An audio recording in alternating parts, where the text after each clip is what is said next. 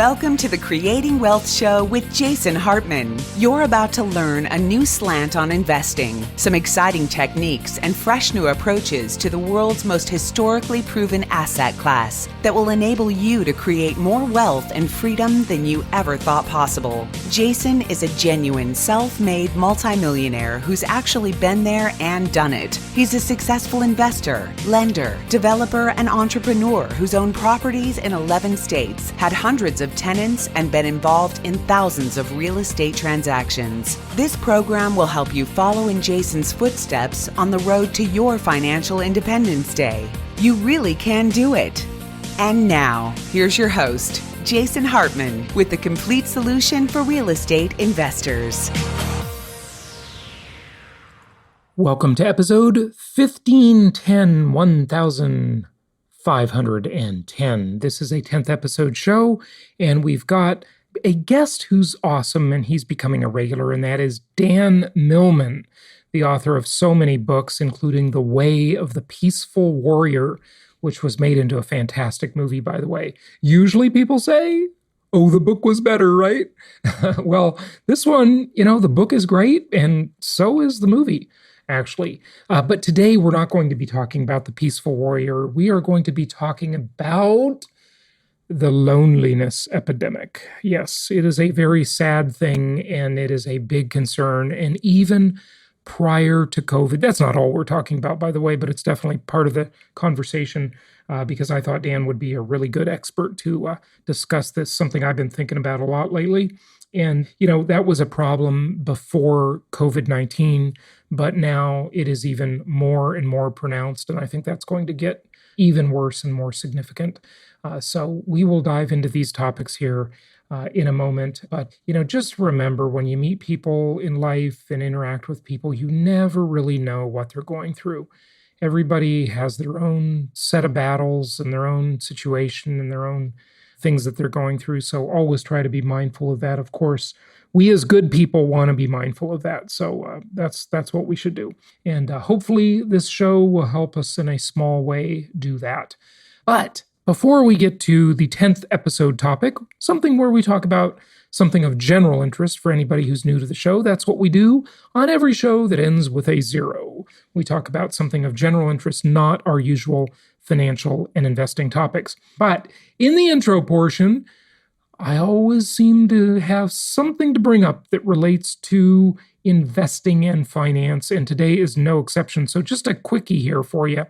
We look at housing starts, we look at building permits, and the activity is pretty interesting. And I am looking at 4 different charts here, which I wanted to bring to you. Of course, I can't really bring this to you when it's a chart. I've just got to talk about it conceptually because you can't see it visually here on the audio, but you can watch us on our live streams and on YouTube. And by the way, I have to tell you something. We were so upset yesterday. We were doing this great live stream session. Thank you to our clients, David and Gina, who joined us. And thank you to investment counselor Sarah, who was on with me. And we wondered why we didn't have that many people. We were trying a new time. And, it was only our second live stream, so it's not like we're experienced at this. We are amateurs. But we were doing that, and we thought, there just aren't many people on this. Come to find out, many of our viewers said, we looked for you on YouTube and you weren't there.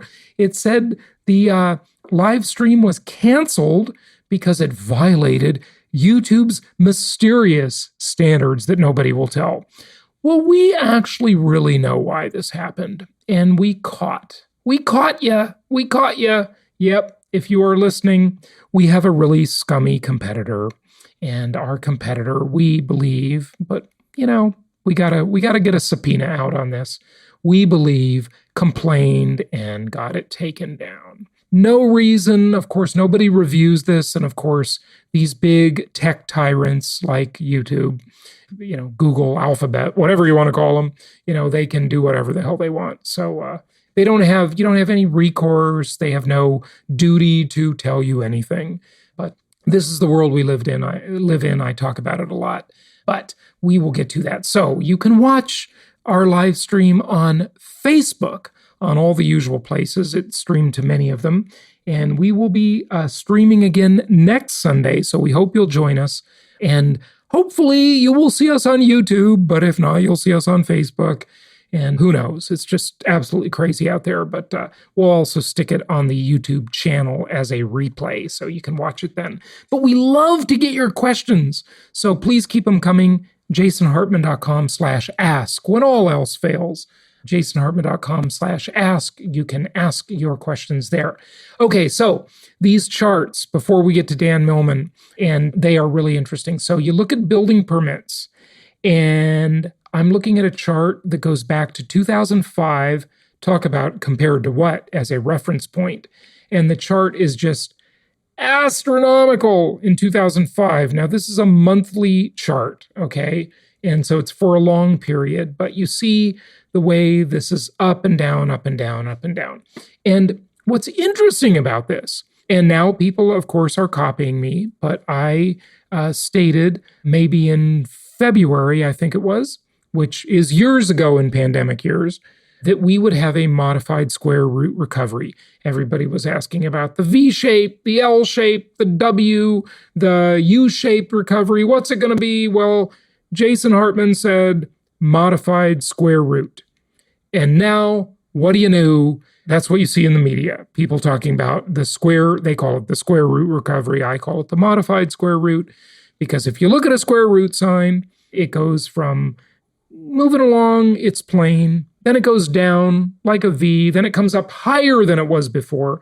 But as I've said, I think the economy comes back to lower than it was before. I think we are moving into a time of contraction, prolonged contraction.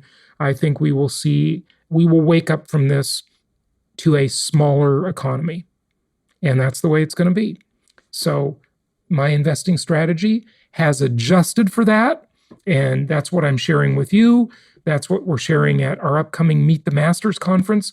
And by the way, thanks to so many of you for buying tickets. You are just loving that event. And it hasn't even happened yet. But we appreciate your faith in us. And we're going to do our best to deliver a fantastic event for you. Really excited about our 22nd anniversary conference, but our first virtual conference ever.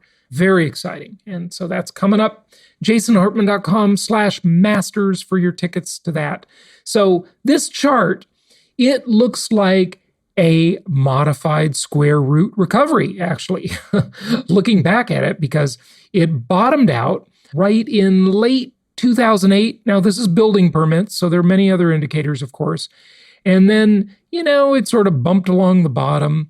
And then 2011, it started going up, but never as high as it was before. And then when the pandemic began, now did they plan for the pandemic to begin at the exact time, the scamdemic? We'll see. I don't know if I totally believe that, by the way. I'm just being sensational. I think, look, I think there's an in-between. I think the virus is definitely real. I definitely think it's worse than the flu. It has a higher R-naught factor, et cetera, et cetera. I've talked about all this stuff, but sometimes the cure is worse than the disease, as the old saying goes, and I think this might be one of those times. But we saw building permits plummet back to the level they were in early 2014, and that's what we saw. But now they're coming back up, and they are back up to the level that they first exceeded in about 2015. I have to estimate, because not every year on this is on the chart. So you kind of have to estimate. They're like 3-year increments. And you can definitely see that the builders are trying to meet the demand, and the demand is exceptional. There is tons of demand for this wonderful suburban housing where people have space. The same is true pretty much of housing starts. That chart is different looking, but in the near term, the short term, recent times, it's pretty similar. Okay, so look at what else I want to tell you. Now, this is interesting, and this is from the Federal Reserve, and this chart, posted in the Wall Street Journal, shows weakness in multifamily housing. So when you look at recent building permit activity in structures of one unit, a single family home, well, that would also include condos, but they're mostly single family homes. So one unit building permits versus building permits for structures with 5 or more units. And this chart shows a widening chasm, a huge gap, where you see the single family units, that building permit activity is way up. But the multifamily, it is down. What does that tell us? It tells us that the builders, the investors, the people who are considering multifamily housing projects have had second thoughts about them. And they were high.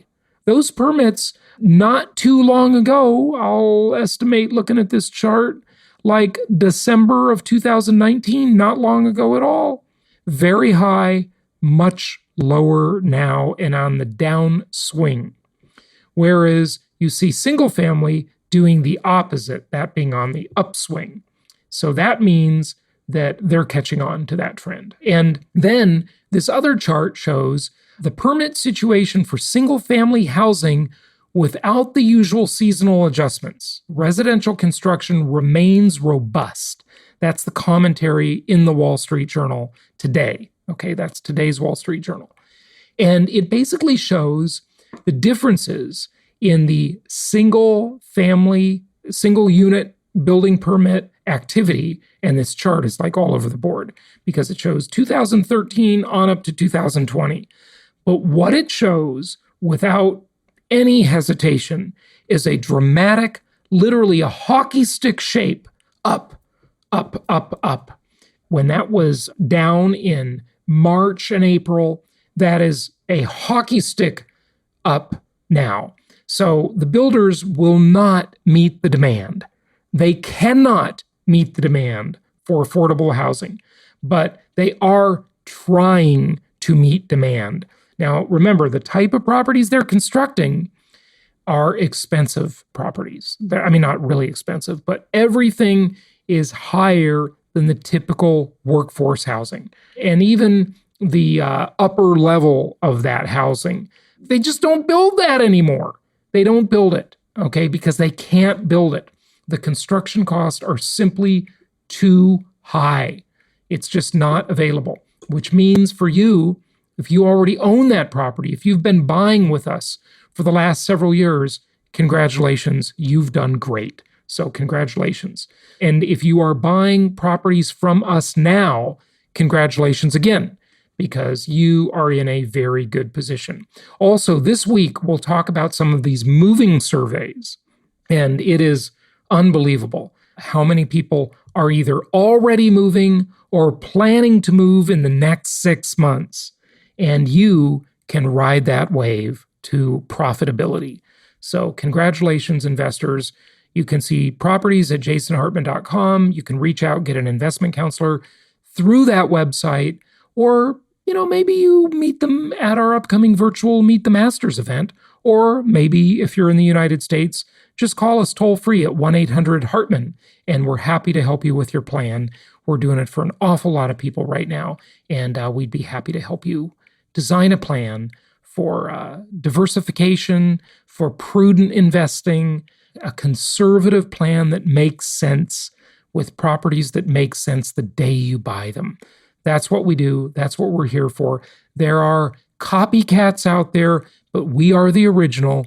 We've been doing this the longest, and we have the most experience, bar none. There's nobody more experienced than yours truly and my team. There are lots of fakers, lots of copycats, but we are the original, like Coca-Cola. We're the real thing. Okay. Without further ado, let's get to Dan Millman, and this is a 10th show, so again, we're talking about a topic of general interest, not all financial. Tomorrow, we'll be back with all the financial stuff for you and the rest of the week, and don't miss our analysis of some of these moving surveys this week. I think it's going to be very enlightening for you. Okay, here we go with returning guest, Dan Millman. It's my pleasure to welcome back one of my favorite authors, and that is Dan Millman. I originally discovered his work in The Way of the Peaceful Warrior, a book that changes lives, a great book and a great movie, a very popular work, and you've probably heard of it. But he's the author of many books. In fact, he's coming up on his 18th book. And today we'll touch on some of those, including The Life You Were Born to Live, A Guide to Finding Your Life Purpose, The Peaceful Warrior, The Hidden School, The Four Principles of Life, The Creative Compass, and obviously topical issues as they're going on today. Dan, welcome back. How are you? Thanks, Jason. It's always good to visit with you. Yeah. And you're coming to us from really one of the epicenters of this whole thing, which is New York, right? I believe you live in New York, don't you? Yes, of course, not only that, but actually Brooklyn, New York, which is even more active in terms of this current problem than Manhattan. Yeah. So yes, we are definitely in it, but I have two daughters and their husbands and grandkids living here, and we're all well thus far, following common sense protocols. Dan, I remember, and I've been reading and hearing about this for a while, but I remember, I think it was last year that I heard a news story that the British government created a new ministry within their government to just address the loneliness problem. And technology, as much as it brings us together, it also separates us. And it's a strange world we're living in nowadays, current events notwithstanding, but you go out anywhere and people are seemingly together, but they're all looking at their phones. So I don't know if they're together or not. And I'll tell you an interesting experience I had. I was at a conference a few months back, and I stayed at a hotel that was in a very Amish community. And I went into a restaurant, this huge restaurant with hundreds of people, and I only saw, as I walked through the restaurant, Dan, I only saw one person looking at their phone. Because it was an Amish restaurant, right? Right. And they don't really engage in technology very much. And I asked my Amish waitress about it, and she told me she has a smartphone, and it was an Android phone, and she uses it and so forth. And I just kind of asked her about all that, and it seemed like people were actually carrying on conversations. What a novel idea at the restaurant, right? And yes. And now that we have this pandemic, I mean, this is just isolating. I mean, isolation, social distancing, those are the buzzwords of our time now. What are people going to do? How is this going to affect us in the longer term? Well, I have a couple of comments that hopefully people maybe haven't heard yet about this whole topic. Well, you mentioned just being in that mostly Amish restaurant and how it was different. It reminds me of my friend Swami Beyondananda. He's sort of a New Age comedian, and he said he went to a breatharian restaurant. And these are people who don't eat food at all, right. This in the joke. And I don't think that works very well, by the way, but go ahead. No. He said, of course there was no food, but the atmosphere was wonderful. Mm-hmm. Yeah. So I'm just relating to your topic, how, sure. Different restaurants, different populations behave differently. But there's something, a much bigger picture here. Let me share a story with you before I get to my major point. When I was a professor at Oberlin College in Ohio, in the physical education department, one of my colleagues, fellow teachers in that department, was named Tommy Smith. Now, many people remember Tommy Smith, even if they don't remember the name right away. In the 1968 Olympics, he was the Olympic champion in the 400 meters. And he was a black athlete, and he and John Carlos were the two people in that iconic photo from the 1968 Olympics where they were on the victory stand, raising their arm, their fist, a gloved fist over their heads. Do you remember that image? I don't. Well, I think perhaps people in the younger generation may not, but it's really an iconic image. It's almost like the people sticking the flag up at Iwo Jima and so on. Right. And the reason I mentioned Tommy is he grew up in an extremely impoverished environment. And one day I was doing this yoga thing way back when in the mid-70s, and we were doing a 7-day fast. So we weren't eating for 7 days, just on water. And I mentioned that just in passing to Tommy, that I wasn't eating for 7 days. And he looked at me completely puzzled and said, Dan, why would anybody not want to not eat on purpose? Because for him, it was not a thing you do voluntarily. They didn't have enough to eat. So he couldn't understand why I would volunteer not to eat for 7 days. It was foreign to him. Now, you might wonder, well, where is Dan going with this? What does it have to do with loneliness? It has everything to do with it, because Tommy was pointing out there's a huge psychological difference between not being able to eat because there's no food and choosing not to eat. And in fact, we see people in prisons who are involuntarily isolated from other people. In the same way, they call it solitary confinement. And they say it's one of the most cruel punishments, because we have basic needs as human beings that we don't notice until we don't get to fulfill them. So, most people don't think about the need to eat that much because they have enough to eat. But when they don't, then they think about it and they realize how much it's a need. How about air? Hold your breath for a while until it becomes uncomfortable. We don't think about it. We take it for granted, breathing, until we can't for whatever reason or have difficulty with it. So it's a huge difference. Joan Baez, the folk singer, once said, "I'm not for voluntary poverty. I'm against involuntary poverty." Mm-hmm. So psychologically, the same punishment, that solitary confinement among prisoners or inmates, there are monks who voluntarily are in the same situation. They live in little cells and they're alone for long, long periods of time. But the difference, again, psychologically, is one is voluntary, one is involuntary. Okay, so what does that mean to us? What we call loneliness, mm-hmm. What does that mean? We could call it solitude. We could call it peace and quiet. It's something that we begin to appreciate being with people. So most of us, it's like, oh man, all these people on the street, it's crowded under normal circumstances. But now we start to appreciate. You may have found yourself, I don't know what it's like right in your immediate area, but in Brooklyn, you see a lot of people on the streets normally. And now there are actually people saying hello to one another through their masks, where that doesn't happen. That literally, New Yorkers are known for not saying hi to people because we're overwhelmed with people normally. So I think that the plus side of this idea we call loneliness is it's going to help us appreciate the joy of being with other people and crowds and so on, that are taking it for granted. That was a roundabout response, but I think it was to make a point, just talking about loneliness and, oh yes, it's too bad people are feeling lonely. Mm-hmm. But they are also appreciating the connection with other people. Dan, so certainly I agree. We appreciate things more when we don't have them. When we, for you, the blind who once could see the bell tolls for the great Rush song, by the way, but it's also a lesson in life, right? And so we appreciate that stuff, and that's important. My question is, though, what do we do about it? Or is this something we need to fix, or is it something we need to adjust to, I guess? Well, there is another principle that constraints breed creativity. Mm-hmm. For example, anybody can sit down and write a prose poem. Mm-hmm. They can just write some nice words and maybe they rhyme. But if they're given the assignment to write a haiku poem, the Japanese poetry, that has to be done in 3 lines with 5 syllables in the first line, 7 syllables in the second, and 5 in the third, that is constrained and that brings out our creativity. Mm-hmm. So writing a haiku absolutely is going to stimulate that. And so when you say, what do we do about people feeling lonely? People are already doing things about it. Mm-hmm. They're doing their very best to connect with people, as you say, through whether it's phones or screens. It's become, can you imagine what it would have been like if we didn't have the internet? Right. And this pandemic had started. Sure. I can't. I personally don't. It would be a nightmare. Yeah.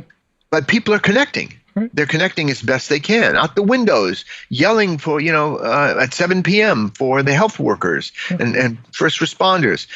People are connecting with old friends by text. Have you found yourself doing this? Text messages and even more than normal. Right. Just to check in with relatives. So I think we are doing things about it in response to that felt need to connect with other people. Okay, so just to back up a little bit before the pandemic, right? I'd already been studying this issue. I've been pretty interested in this issue because I think it is a really a pressing global problem.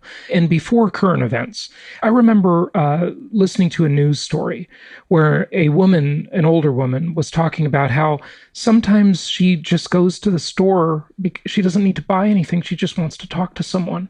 She just wants to talk to the clerk. And I was so sad when I heard that. I mean, that's terrible. So this is a problem that's much bigger than current events, although I think current events have exacerbated it for sure. Anything you can speak to. And with that comes a sense of anxiety too.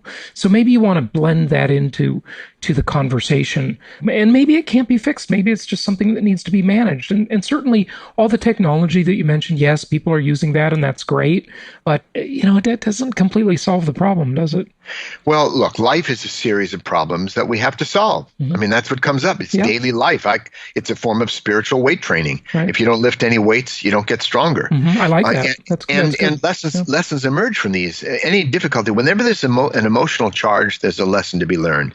And so when we're facing these constraints, this situation, which is pretty much unprecedented in most of our lifetimes, there are many lessons that emerge. The analogy I draw is with athletes.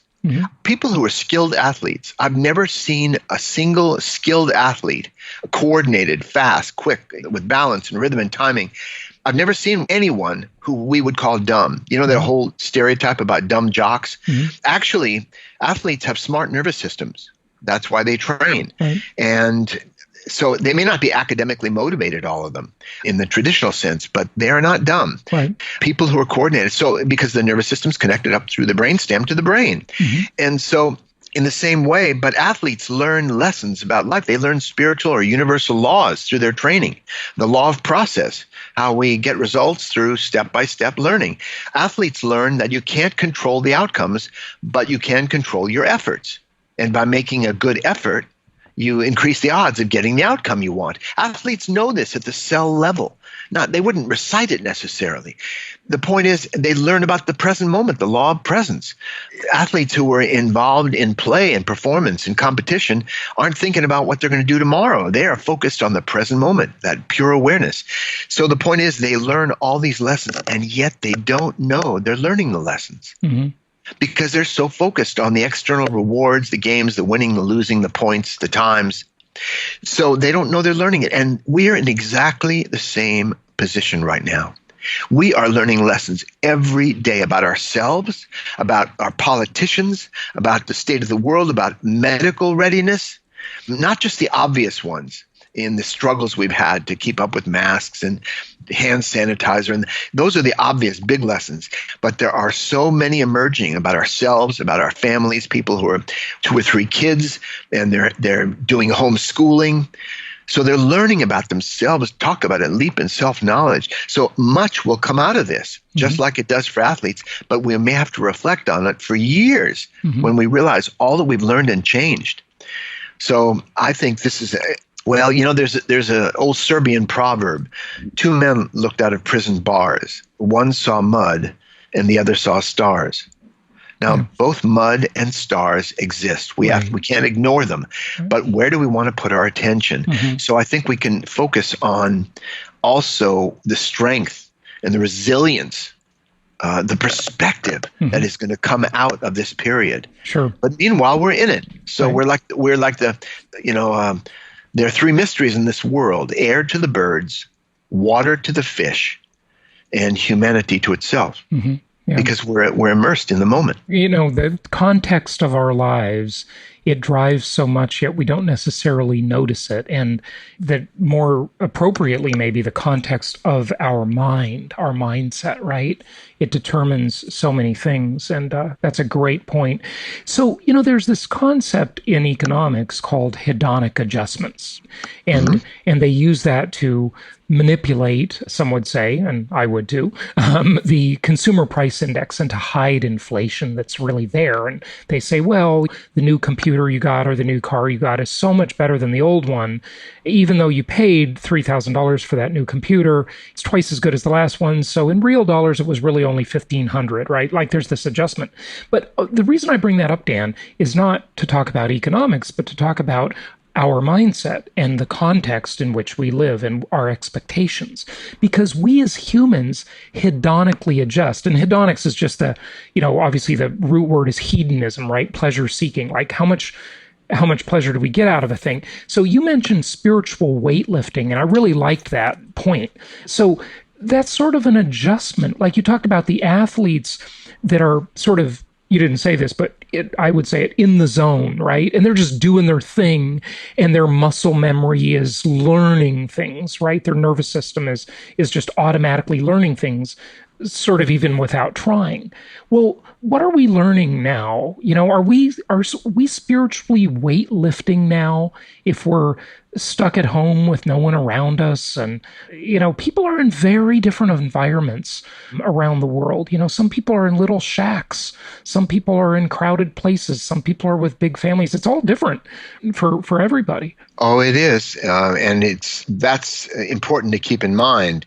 We tend to think the whole world is like in our situation, but it's for the homeless, for example, what that's like. Yeah.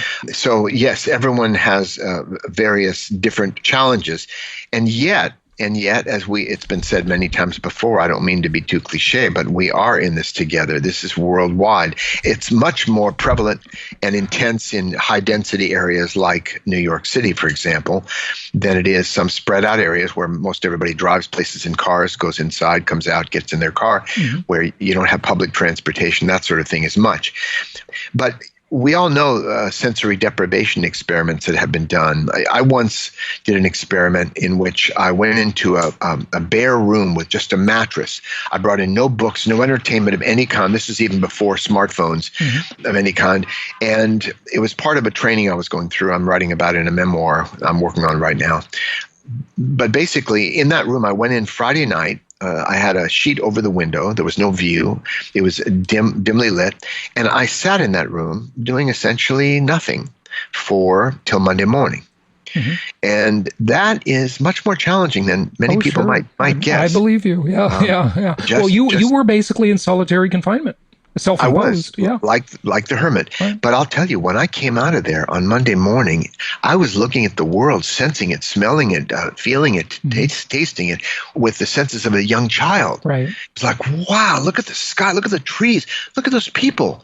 And it's hard to really convey, but some people have done these isolation tanks, float tanks, where they get into this big tank of water that's body temperature. Their hands are enmeshed in gloves with cotton. They don't feel anything. They can't hear anything. It's soundproof.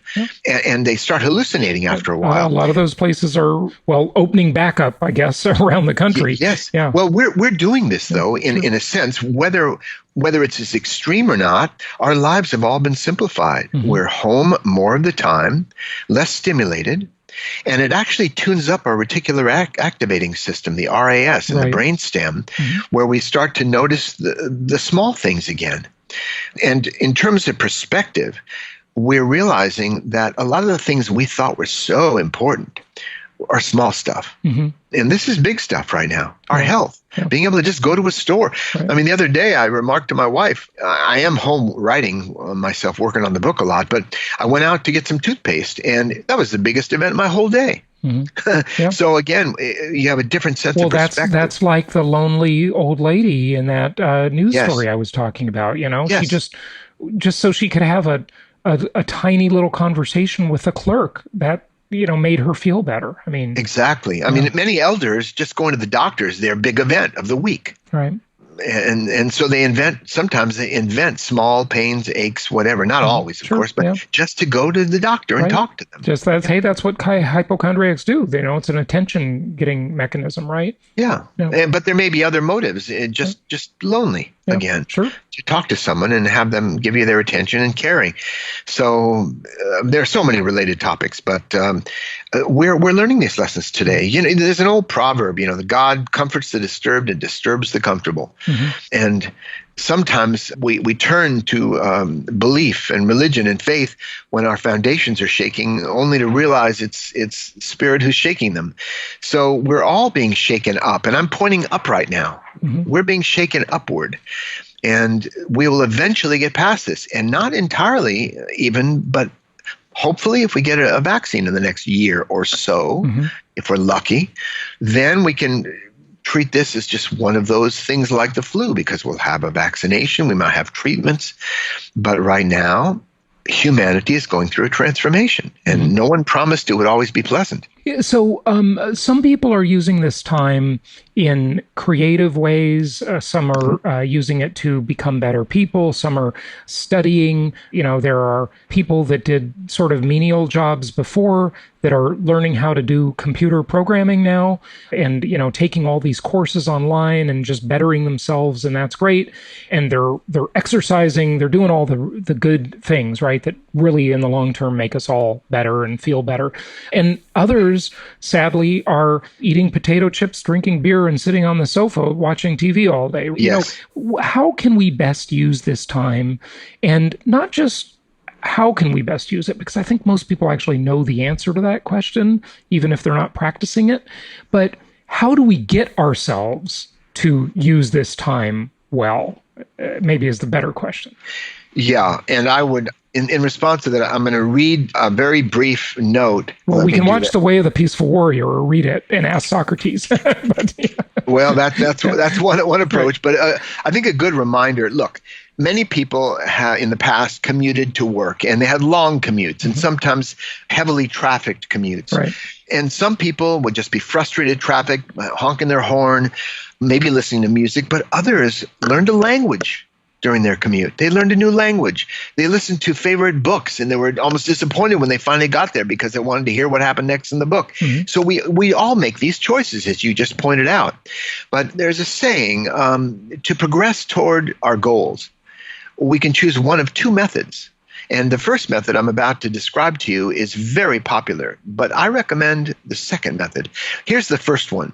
Find a way to quiet your mind, create empowering beliefs, raise your self-esteem, and practice positive self-talk to find your focus and affirm your power, to free your emotions and visualize positive outcomes so that you can develop the confidence to generate the courage, to find the determination, to make the commitment, to feel sufficiently motivated to do whatever it is you need to do. Phew. Sounds like any number of motivational seminars I've been to. Doesn't it? Yeah. Well, would you like to know the second method? Oh, yeah, go for it. You can just do it. Uh-huh. Yeah. Because life is always going to come down to what we do. Our lives, if we look at it very realistically, our life right now has been shaped by what we have done in the past. Uh-huh. Not what we thought, not positive thoughts, not what we felt, because emotions change all the time. Mm-hmm. We have much less control over what we feel or what we think at any given moment than what we actually do. Mm-hmm. So it's going to come down to that.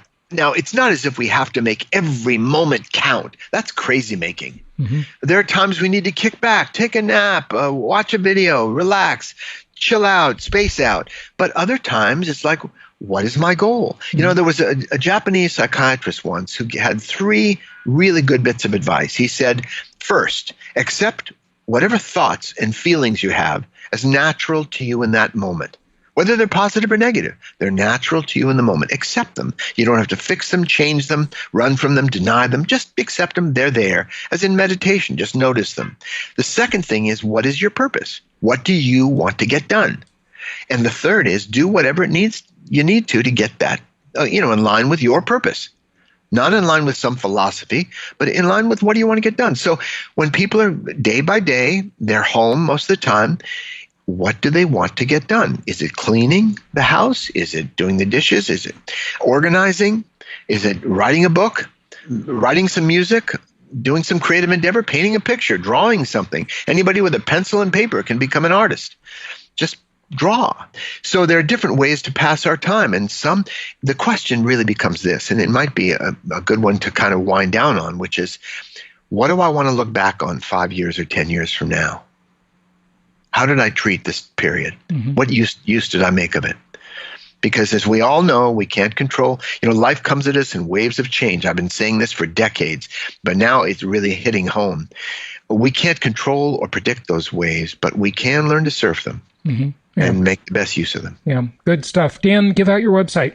Website, for those who are curious, is peacefulwarrior.com. Dan Millman, thanks again for joining us. My pleasure, Jason.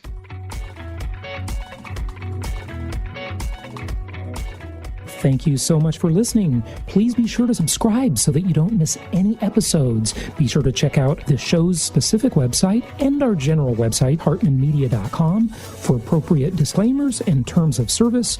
Remember that guest opinions are their own, and if you require specific legal or tax advice or advice in any other specialized area, please consult an appropriate professional. And we also very much appreciate you reviewing the show. Please go to iTunes or Stitcher Radio or whatever platform you're using and write a review for the show. We would very much appreciate that. And be sure to make it official and subscribe so you do not miss any episodes. We look forward to seeing you on the next episode.